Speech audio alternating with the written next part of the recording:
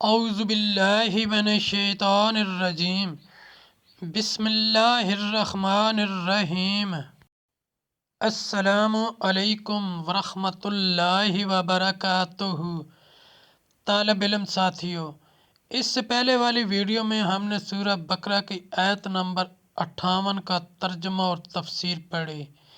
اس video میں آج ہم سورہ بقرہ کی آیت نمبر 59 کا ترجمہ اور تفسیر پڑھیں گے۔ فرمانے علی شان ہے کہ علم حاصل کرنا ہر مسلمان مرد عورت پر فرض ہے۔ اے اللہ ہمارے علم میں اضافہ فرما، آمین۔ سورہ بقرہ آیت نمبر 59۔ فَبَدَّلَ الَّذِينَ ظَلَمُوا قَوْلًا غَيْرَ الَّذِي قِيلَ لَهُمْ فَأَنزَلْنَا عَلَى الَّذِينَ ظَلَمُوا رِجْزًا مِّنَ السَّمَاءِ بِمَا كَانُوا يَفْسُقُونَ۔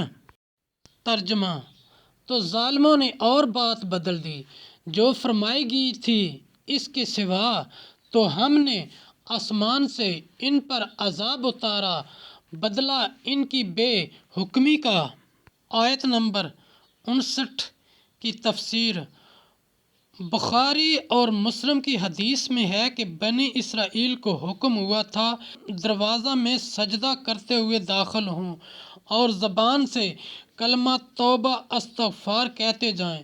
انہوں نے دونوں حکموں کی مخالفت کی، داخل تو ہوئے سرینوں کے بل گھسٹتے اور بجائے کلمہ توبہ کے تمسخر سے حبہ فی شرع کہا، جس کے معنی ہے بال میں دانہ۔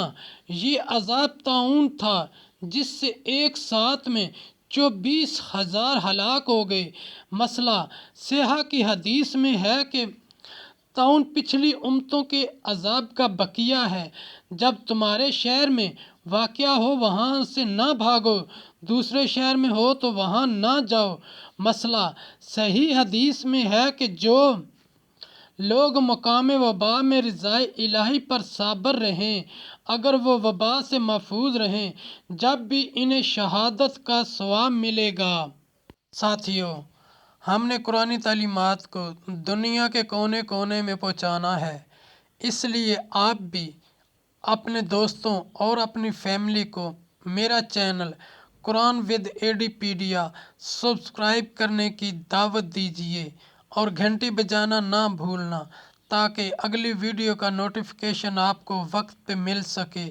اللہ کریم ہم سب کی نیک اور جائز حاجات پوری فرمائے، آمین یا رب العالمین۔